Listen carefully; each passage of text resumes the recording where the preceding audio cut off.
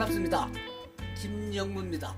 김영무의 작가생활 이야기 네 번째 시간입니다. 코로나 때문에 우울한 일상이 이어진다만 악착 같은 그 코로나도 계절의 변화만 막을 수가 없나 봅니다. 성큼 또 가을이 다가왔잖아요. 하늘은 높고 말은 살찐다는 등 가을을 수식하는 말이 많기도 한데 오늘 저는 가을이야말로 책 읽기 좋은 계절이라는 말에 방점을 찍어볼까 합니다. 현수인 씨가 무슨 상을 탔다고 그러는데? 네, 이번에 경기 연극제에서 연기상 받았습니다. 현수인 씨는 올 가을에 무슨 책을 읽을 계획이에요? 당장은 작가님께서 주신 그 희곡집 상강주막 그거를 빨리 읽어보고 싶고요. 또 TV 드라마 대본도 읽어야 될 것 같고 또 12월에 공연하게 되는 연극 대본 지금 열심히 봐야 될 것 같습니다. 또 한 가지 더 물어보고 싶은데 현수연 씨가 간단히 한번 대답해봐요. 네. 희곡은 어떤 글이고 시나리오는 어떤 글이라고 정의할 수 있겠어요? 희곡은 연극 각본이고 시나리오는 영화 대본 아닌가요? 그래요. 그건 상식에 불과하죠. 그런데 사람들이 그걸 잘 모르거나 어설프게 알고 있더란 말이에요. 이를테면 2009년도에 내가 행정안전부에서 시행하는 공무원 문예대전 희곡 부문 심사를 위촉받아 종합청사에 올라갔더니 시, 시조, 수필, 단편 소설들과 함께 희곡도 응모 부분에 들어있었는데 그런데 문제는 희곡 부분 속에 시나리오도 포함되어 있더란 말이에요. 그래서 내가 담당 공무원에게 따끔하게 한마디 쏘아붙였어요. 이봐요. 시나리오는 아직 문학으로 분류된 적이 없는데 어떻게 문예작품 공모에 포함시킬 수가 있느냐. 게다가 희곡과 시나리오를 한 부분으로 취급한다는 게 도대체 말이나 되는 일이냐 하고요. 그러자 그 당시 심사위원장을 맡은 성충복 씨께서도 제 역석을 들더군요. 결국 그 행사 담당 공무원은 제대로 몰라 미안하다는 사과를 하면서 차후에는 수정하겠다는 말을 했습니다. 또 어느 문학 잡지에서도 신인작품 공모란에 희곡과 시나리오를 하나의 장르로 취급했기에 내가 아주 무식한 처사라며 야단을 치기도 했었죠. 그래서 소문이 났나 봐요. 작가님 성격이 좀 날카로우시다고. 50여 년간 미련스러운 곰처럼 희곡과 연극에만 매달려 살아오다 보니까 너무 많은 스트레스를 받아서 그렇게 되었나 봐요. 작가님께서 오늘 희곡 읽기에 관련된 얘기를 하시겠다고 말씀하셨는데 그랬죠. 30여 년 전인 1993년 가을이었어요. 김영삼 정부 시절이었고 지금은 고인이 되었습니다만 박은경 연출가가 어느 날 나한테 소인극 합편 집필해 달라는 청탁을 하려 들었습니다. 소인극이 뭐예요? 소인극이란 말은 흔히 들을 수 있는 용어가 못 될 거예요. 쉬운 말로 해서 아마추어 배우들이 출연하는 연극이란 뜻이 돼요.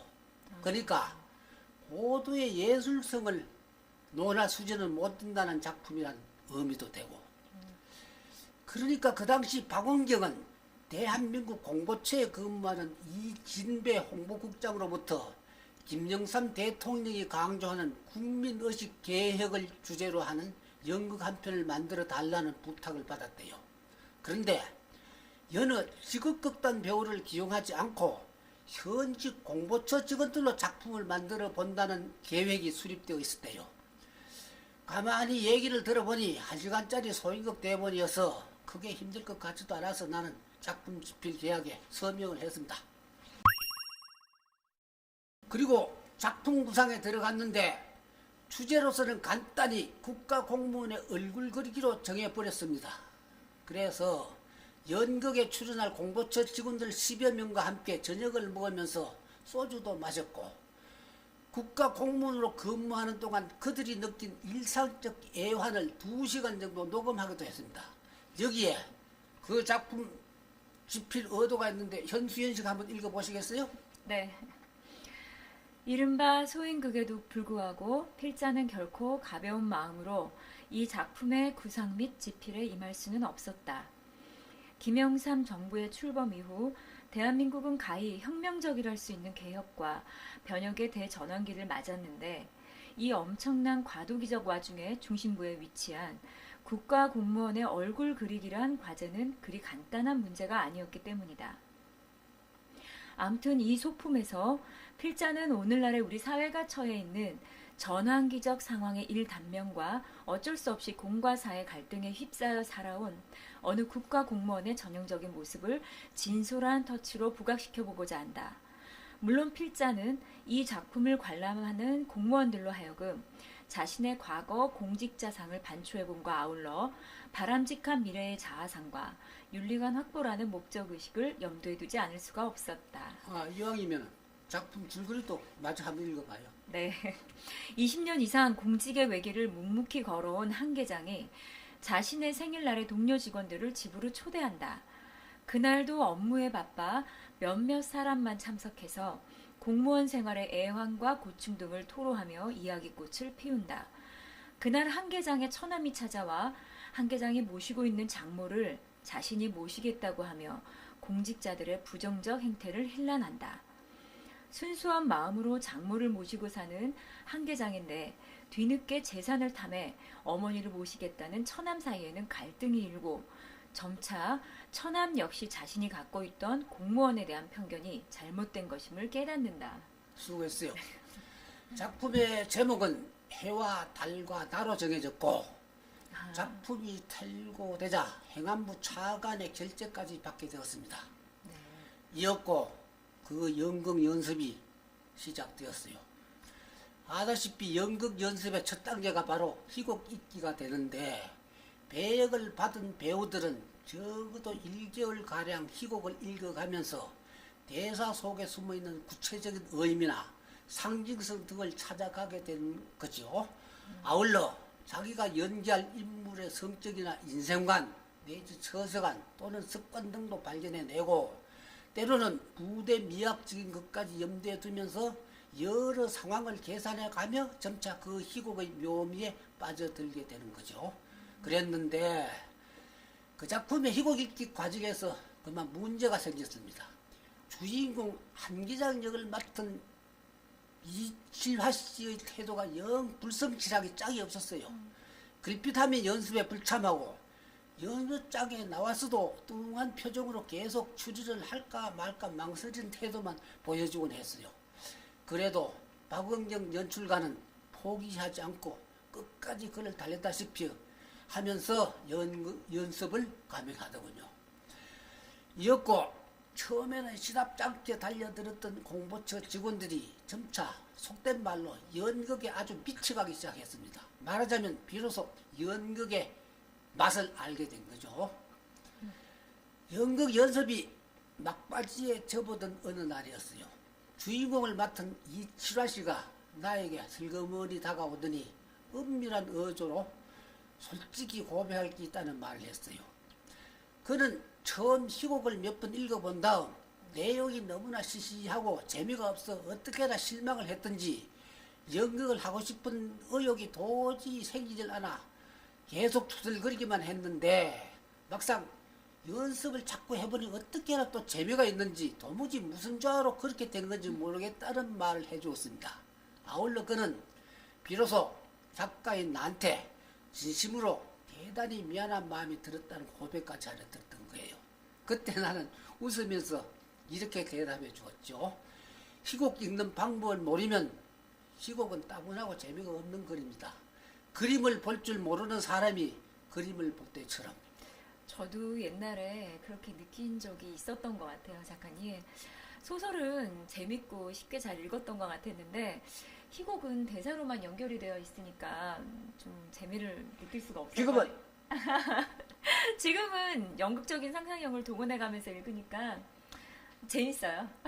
그럼 어디 한번 연극 대사와 일상적 대화의 차이점을 설명해 보시겠어요? 알 것 같기는 한데 설명은 잘 못하겠어요, 작가님. 솔직해서 좋네요. 한마디로 연극 대사는 극적인 대화입니다. 극적이란 말 속에는 시적이라는 의미도 내포되어 있고 그 인물의 의지와 행위도 잠재되어 있다는 뜻이 돼요. 좀 어렵죠? 시적이란 말 속에는 또 숨겨진 의미가 많다는 뜻도 되는데 그에 관한 설명은 차후로 미뤄야겠군요. 당장 근대극의 아버지로 알려진 입센까지 동원해야 이해가 될 테니까요. 오늘은 아주 쉬운 예를 들어서 연극 대사의 묘미나 한번 맛보기로 할까요? 이를테면 나는 너를 사랑해 하는 말이 그냥 일상적 대화라면 발화자가 진심에서 하는 말인지 립 서비스에 불과한 건지 모르겠다는 정도에 그칠 수가 있겠죠. 하지만 그 말이 연극 대사라면 얘기가 달라진단 말이에요. 어디 한번 음미해 보시겠어요? 네. 예를 들면 나는 너를 사랑해. 나는 너를 사랑해. 나는 너를 사랑해. 어때요? 의미가 확확 달라지죠? 다른데요? 물론 연극에서는 표정이나 시선 처리에 따라서도 의미가 각기 다르게 나타나기도 하고 조명이나 음악의 도움을 받아 또 다른 의미를 전해줄 수도 있는 일이죠.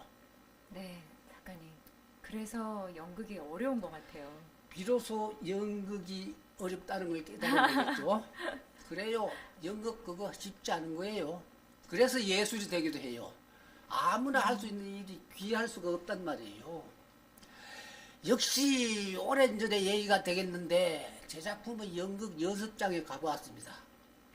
어느 방송사 탤런트 모씨가 제 딸에는 아주 멋있고 자신있게 연기를 한답시고 과장된 대사를 치면서 동작스를 받고 있더군요. 두고 보다 못해 내가 그를 불러 일러주었습니다. 그런 식으로 대사를 치면 대사 전달이 전혀 되지 않는다 하고 말하자면 그 친구는 대사에서 극적이고 시적이며 동적인 요소들을 간과해버리고 캐릭터의 인격을 싣지도 못한 채 대사를 그냥 대화 정도로 인식하며 책 읽기만 하고 있었던 거예요. 작가님, 해와 달과 나라고 하는 그 공연, 연극 공연은 어떻게 됐어요? 1993년 12월 17일부터 19일까지 저기 대학로에 있는 마로니에 소극장에서 초연이 되었는데 한마디로 난리가 났습니다. 공보처 공무원 가족 600여 명이 차례차례 몰려와 온통 울음바다가 되곤 했으니까요. 거짓말 아니에요. 그 당시에 오인환 공보처 장관과 총무처 조용직 장관도 그 연극을 관람하고 아주 재밌다며 앵콜 무대를 마련해 주었어요. 이듬해 1월 13일부터 15일까지 저기 남산 드라마센터에서 공연하기로 했었죠. 그때는 이회창 총리와 대한민국의 전 국무위원이 함께 관람하기로 스케줄이 잡혀있기도 했고요. 그랬는데 낙동강 패롤 사건이 터져서 총리와 대부분의 장관들은 연극을 관람하지 못했지만 그 연극은 예정대로 절찬리에 공연이 되었습니다. 그 밖에도 그 연극과 관련된 에피소드가 많기도 하지만 지루할 것 같아서 이 시간에는 생략하겠습니다.